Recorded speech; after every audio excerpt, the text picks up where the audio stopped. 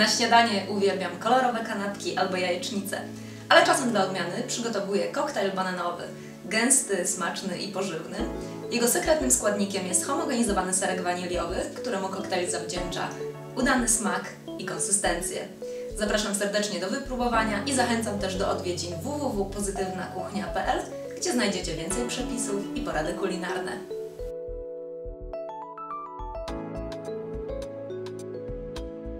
Obranego banana wkładam do blendera, dodaję serek homogenizowany, dosypuję cukier,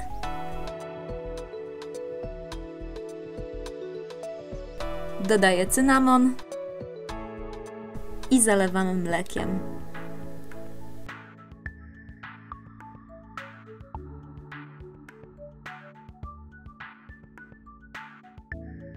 Miksuję kilka sekund na wysokich obrotach, aż banan całkowicie się rozdrobni. Chłodzę w lodówce, a potem przelewam do szklanek i z wierzchu posypuję jeszcze odrobiną cynamonu.